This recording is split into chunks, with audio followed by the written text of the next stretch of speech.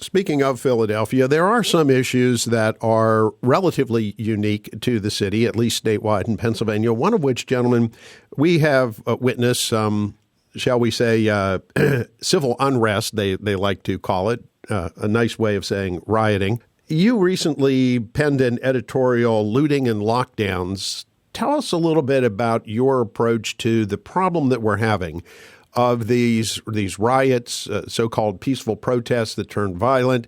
How is that really affecting the city of Philadelphia, the Philadelphia region economically, and what prospects are there for law enforcement to be able to get this situation under control? Well, it's been certainly a perilous year in retrospect as we enter the new one for businesses and the jobs and the people and the families they support and just residents of Philadelphia. And one of our goals with Broad and Liberty is to connect what is happening in Philadelphia to a larger civic discussion of what is happening in the country, what's happening in the state.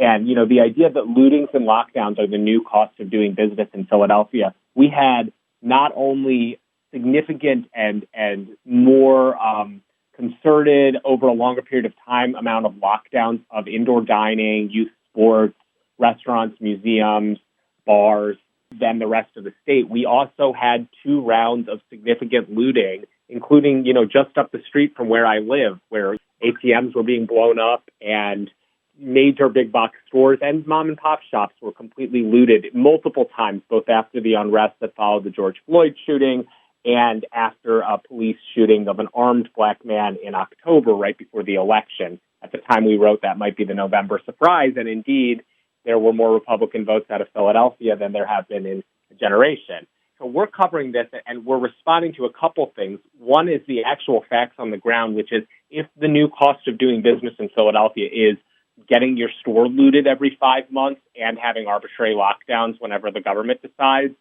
and there is no district attorney response or law enforcement response to the people doing it, which basically gives carte blanche to people to go out and loot, then at some point business is going to dry up, and businesses cannot just absorb this. And when we say business, we always mean the jobs that supports, the economic activity that supports, the families that supports. And, we're the only outlet right now that's willing to say that out loud. And that's the problem we identified, and that's why we produce this type of content. Lowman, here's an interesting anecdote to just provide some context to what Albert was just talking about. As far as we can tell, there has not been a single prosecution of a single crime associated with the looting and riots in the city of Philadelphia now dating back to October. However, if you were to open your restaurant for, say, a private party that met all of the state and CDC requirements for social distancing and mitigating the transmission of COVID-19, you would be fined heavily, likely prosecuted, and your business would be pushed probably beyond the tipping point of being able to reopen. And so when we zoom out and think about the importance of the rule of law and that in democracy process matters, but the law and the process is applied so unevenly and is so closely connected to a politician's ideological disposition and is covered so ineffectually, driven largely because of ideological preferences, then what kind of country do we have? And that's really what we're getting to the heart of here. And so for folks across the state, I know in many ways the policymaking process in the city of Philadelphia is a bit of a laughingstock and somewhat alien in nature.